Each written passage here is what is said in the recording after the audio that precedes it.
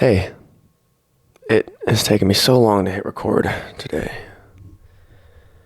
I, in no way, have found this easy this week.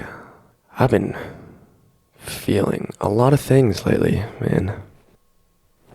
And I'm aware of our tendency to attach stories to how we're feeling. And so this is maybe just going to be an exploration. Another verbal diary. See how it goes. Maybe you resonate.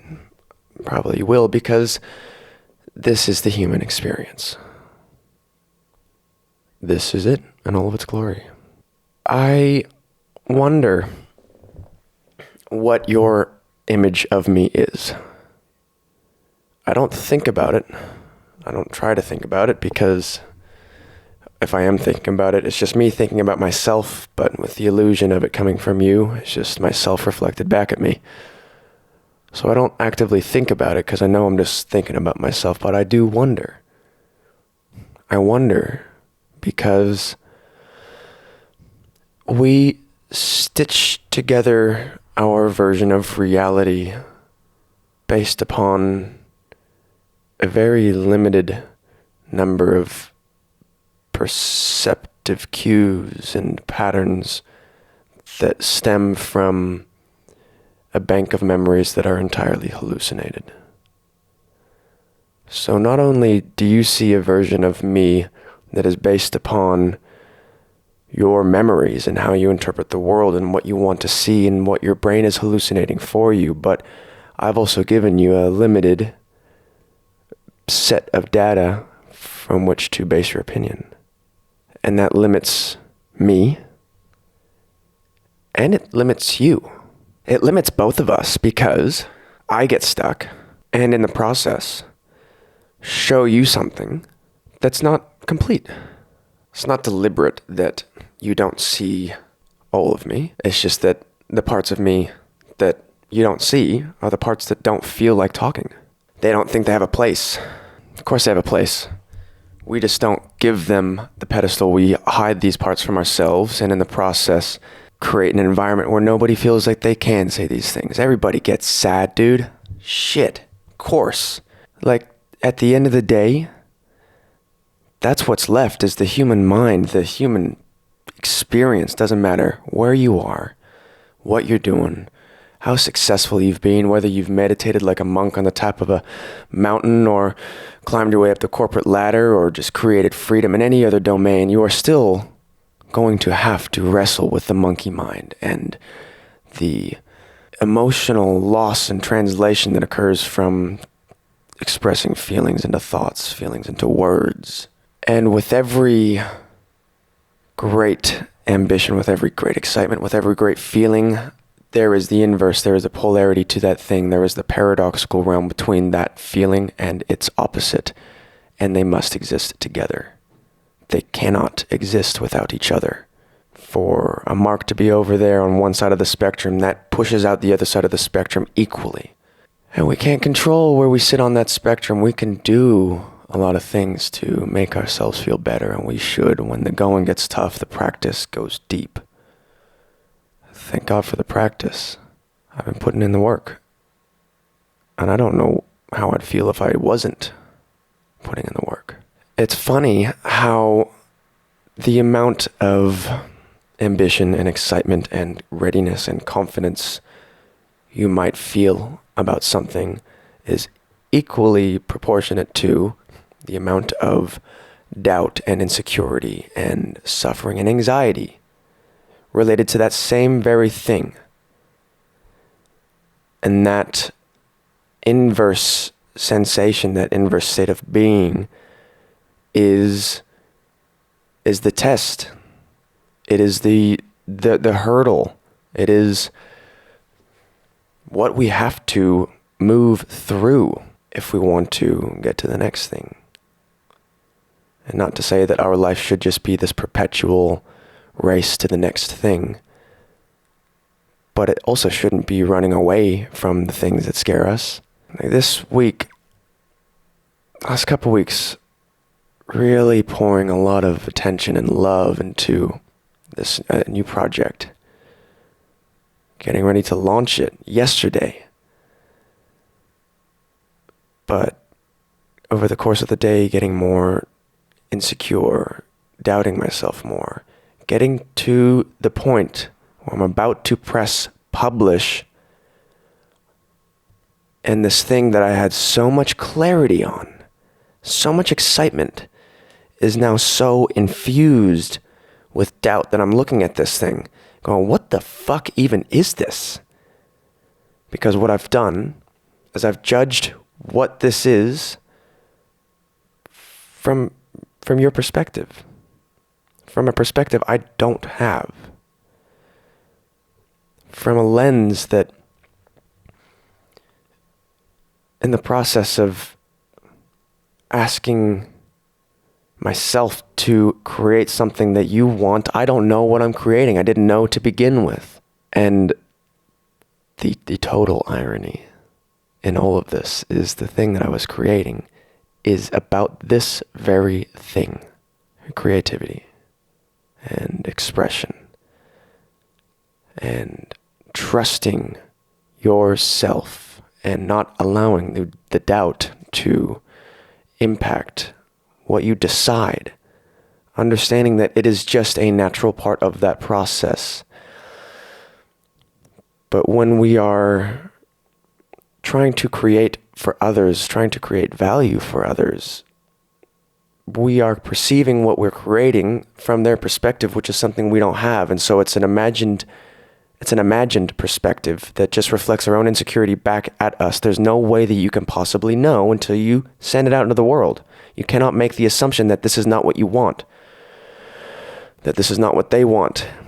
And it's missing the point entirely of what I'm doing here in the first place, which is to encourage you to speak your mind, which is to encourage you to create things as you see them, not for the benefit of others, but for the benefit of yourself, which translates into the flow-on effect for others. Like if we judge everything that we do from the outside, we'll never do anything that comes actually from within. We don't know ourselves because we never allow ourselves to emerge. They're always filtered through this lens of bullshit. I wonder what you see of me, what you think of me, because I share with you the clarity, but none of the doubt that led to the clarity, because they do not happen without each other. Clarity comes in the absence of certainty. But in our pursuit of certainty, we run away from clarity. We shake everything up. Clarity is something that we have to preserve. And part of that preservation is reminding ourselves of the plan, of the process, knowing that however much clarity you feel, you experience, you see is going to be directly tied to uncertainty. But you can't doubt the process. You can't doubt the path. Doubt isn't a bad thing. It's a reflection tool. It's a tool for being thoughtful and deliberate, and some aspect of this ego that helps to expose ourselves to our own blind spots, if they might be there. But when we let the doubt take over, everything becomes a blind spot. And it's amazing just how powerful that doubt can become. We don't need anybody to fix it, to tell us what to do. They just need to tell us that we can do it. We ask for feedback, we ask for advice, we ask for guidance. Really, we don't need any of that. We need to be told that we're already doing it, that we've already done it, that we've already put in the reps, that it's not productive to doubt yourself now. I'm not opposed to sitting on things and allowing that clarity to emerge and being able to act on something in a more decisive way, but nothing is going to be finished, and perfection does not exist. When we are operating from a position of perfectionism, everything that we do is based upon external feedback, people that are not obligated to care, judging something that has not yet been created. And where does that leave us? At a fucking standstill, dude.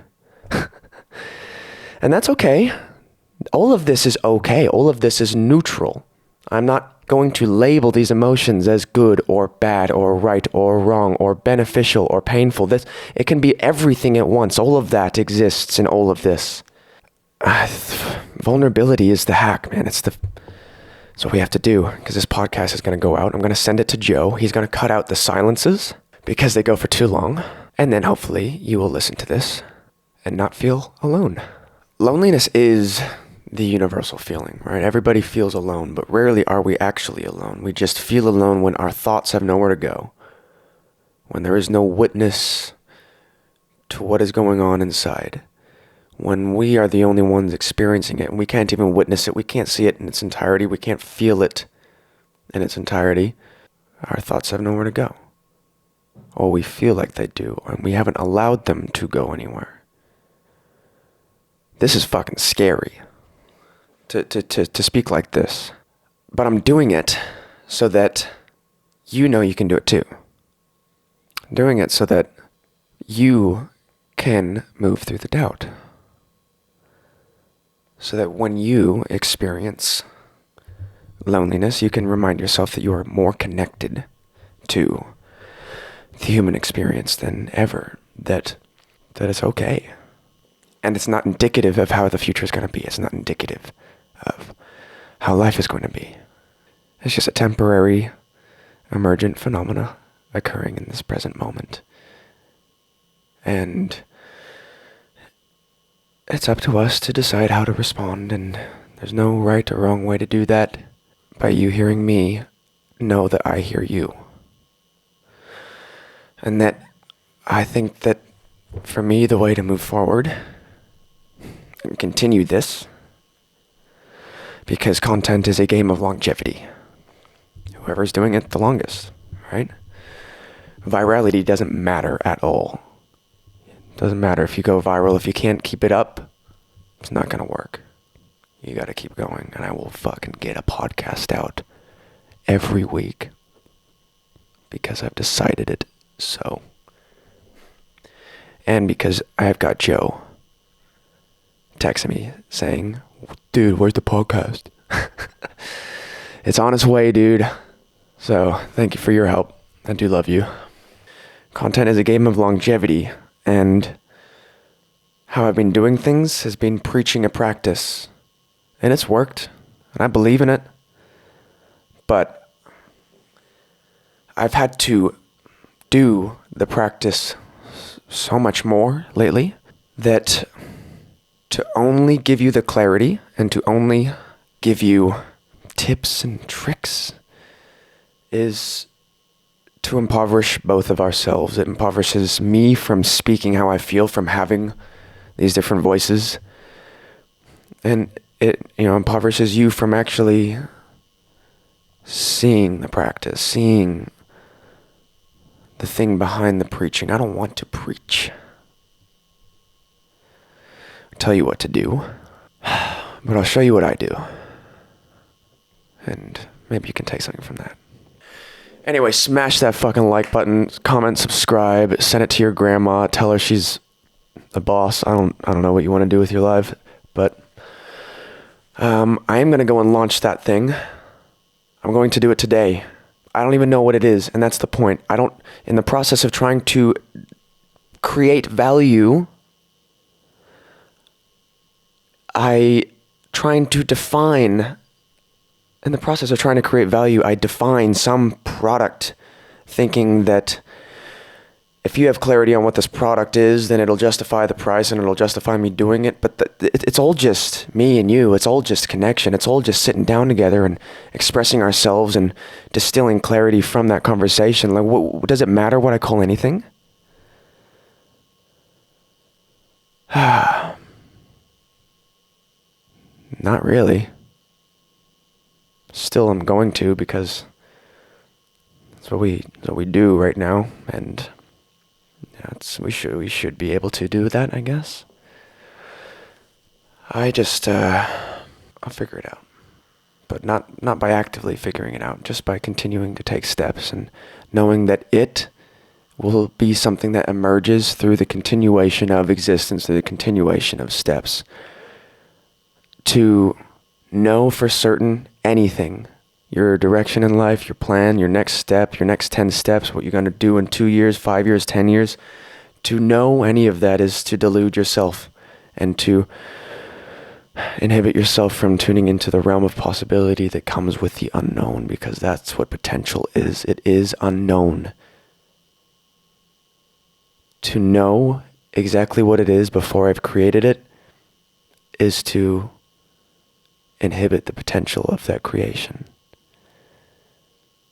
But if I can give myself a voice, then I can continue to speak myself into existence. And through that process, the more of myself that I could speak into existence for you to connect to, hopefully there is more for you to connect to, and you have a place to go when things don't feel okay, and that place is always within you. We'll see. I don't know. Thanks for listening. I'll talk to you soon. Mwah.